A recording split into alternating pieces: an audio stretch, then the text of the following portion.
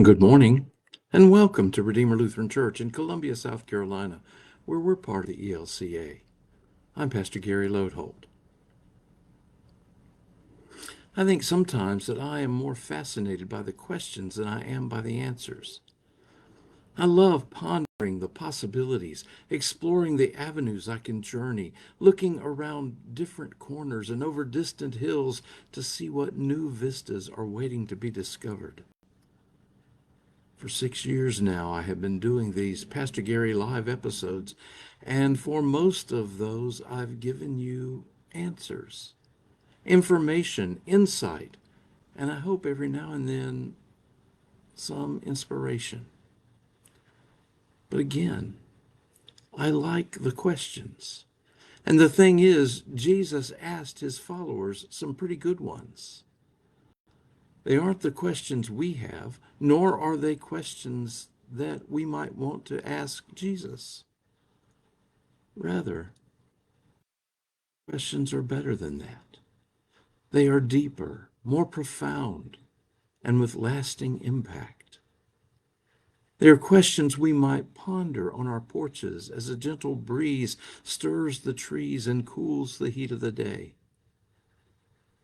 But they are questions Jesus asked that open our hearts. The first one sees the question by Jesus sandwiched between two other questions. And even though the story is told in several Gospels, let's look at how Mark tells it. On that day when evening had come, he said to them, "Let's go across to the other side." And leaving the crowd behind, they took him with him in the boat just as he was. Other boats were with him. A great windstorm arose, and the waves beat into the boat, so that the boat was already being swamped. But he was in the stern, asleep on the cushion, and they woke him up and said to him, "Teacher, do you not care that we are perishing?" And waking up, he rebuked the wind and said to the sea, "Be silent, be still." Then the wind ceased, and there was a dead calm. He said to them, "Why are you afraid? Have you still no faith?" And they were filled with great fear and said to one another, "Who then is this, that even the wind and the sea obey him?" Mark Twain used to say that everybody complains about the weather, but nobody does anything about it. Well, in this story, Jesus does, and that's significant. Other people had done miraculous healings before, but no one controls the weather except God. Which leads to the questions before and after what Jesus asked.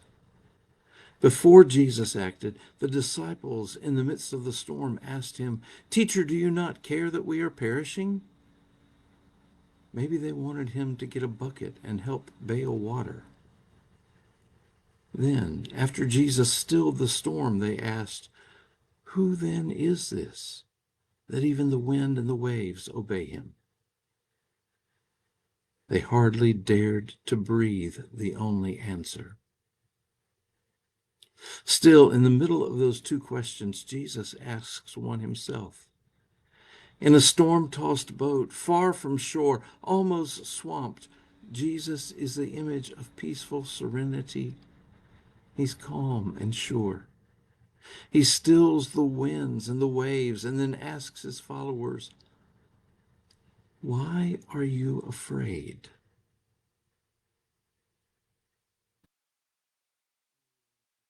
A question for our times. The current era is considered the age of anxiety, and we have so many fears, so many storms that threaten to toss us about and swamp our boats. There are storms outside, things assaulting us that we have no control over. We worry about the economy. We fear racial differences. We worry about security. And these and other fears and how to solve them drive wedges of division and hostility among us. We struggle with circumstances that overwhelm. There are storms inside, too. Fear and doubt and abandonment that leave us soaked and sinking with holes in the buckets we are using to bail. We struggle inside as things don't seem to get any better. It doesn't matter if these fears are irrational or if others don't feel them. They are real to us. They shape our lives, and they matter. When they wake Jesus up, he asks them, "Why are you afraid?" With his question, Jesus is not intending to shame them for their fear. Rather, Jesus is naming what is in their hearts. Sometimes that's a powerful gift. Sometimes when I am counseling someone with a problem, we will reach a point where I will name what I am hearing. So you feel, and when I name it, you can see that the name fits. Yes, they exclaim, as if someone finally heard them. The truth is, lost in the winds and waves of their problem, they weren't able to name it. And when I do, it affirms their feelings and is the first step beyond the problem. Why are you so afraid? Jesus asked. And suddenly they all knew. There it was. Once named, the answer is also clear. In the midst of their fears, they have the presence of Jesus. Naming their fear became an invitation to find God in their midst in the person of Jesus. As the storm outside was stilled, Jesus' presence stilled the storm inside too.